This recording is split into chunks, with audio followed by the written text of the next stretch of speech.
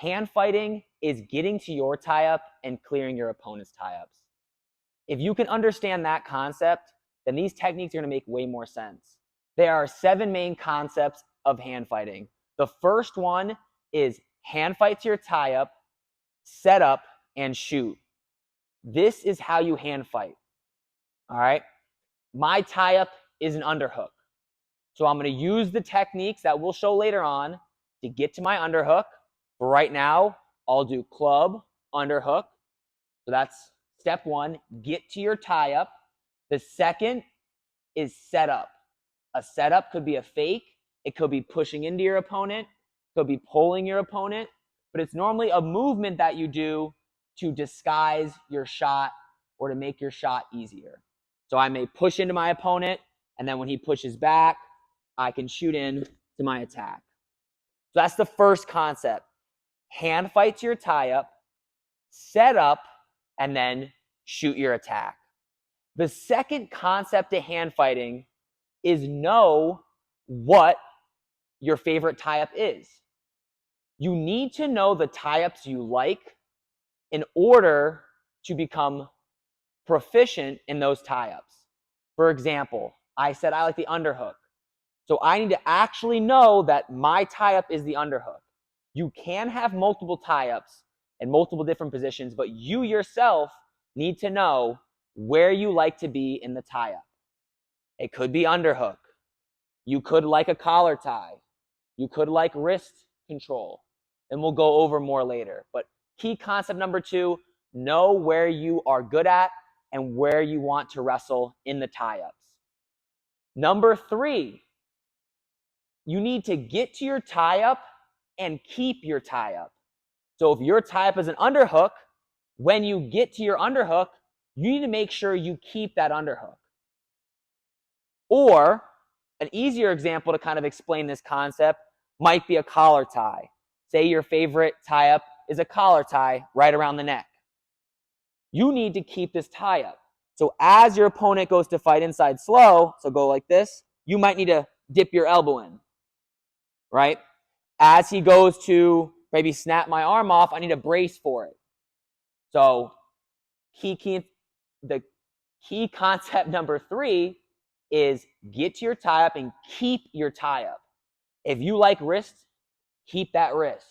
Some of it's just holding on strong. Some of it's moving your elbows in and blocking. Some of it's faking. When you start faking on the person, they'll forget about defending your tie-up and start down blocking. Key concept number 4, know what they can do from your tie-ups.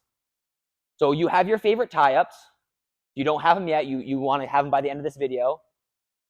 You need to know what can my opponent do from these tie-ups. For example, I said my favorite tie-up is an underhook. If I have an underhook, I know he can hit a fireman's carry.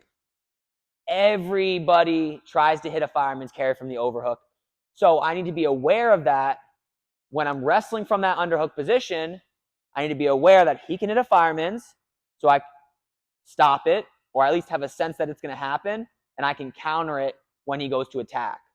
Some other things might be, all right, if I have inside tie and he has my elbow, I know he can, open the elbow for a single leg or a high crotch. Another example could be, I have a collar tie, he has an over tie. He could slide me by. So once you have your number 1 tie-up, your favorite tie-up, maybe number 1 and number 2, you can have a couple. You need to know, what can my opponent do from this tie-up to stop me from scoring or for them to even score, okay? Now, number 5, the setup. Key concept number 5 is the setup. Once you have your tie-up, you need to set the shot up, right? If we go back to key concept number 1, hand fight to your tie-up, setup, then shot. Your setup portion, here's some ways we can set it up. 1 is pushing and pulling and faking. Those are my 3 things I'm normally looking for as I set my shot up. So say my number 1 tie-up is my underhook, right? We'll bring them back this way a little bit. I need to push into him. Here's how we push. We push off of our back leg with our hips underneath of us. Anytime I push, I'm putting myself in a situation where my opponent can snap me to the mat or they can shoot on me. So I have to be aware of that. So I'll give you an easier actual example. Say I had my hands on his shoulders just like this. Even though this isn't a recommended tie-up, say I had it here. When I push, if I lean forward into him like this and he snaps my hands, I'm falling over. So when I push into my opponent, I need to push off my back leg and I shuffle into my opponent. Most of my weight is going to be on this back leg, and I'll show you what I mean. So again, I don't recommend this shoulder post tie-up, but when I push into him, my weight is actually on my back foot like this. So look at how I shuffle. I shuffle. So if I'm pushing like that and he goes to snap, my forward foot will catch my weight and I'll stay in a good stance.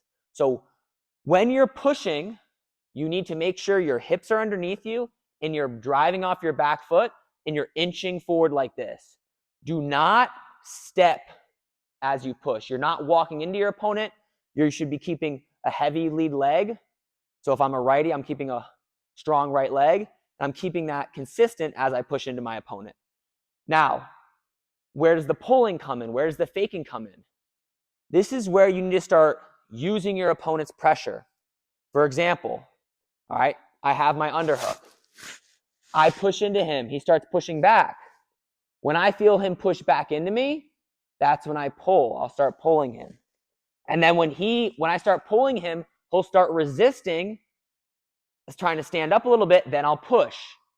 So I'll essentially do the opposite of I'll do what he wants me to make him do, if that makes sense. So what I'm saying is this.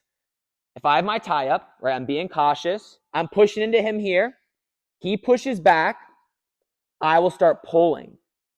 And then when I start pulling and he starts trying to brace up, that's when I can start pushing again. All right, I'll show you from a different tie-up. This one might be a little easier. Wrist, collar.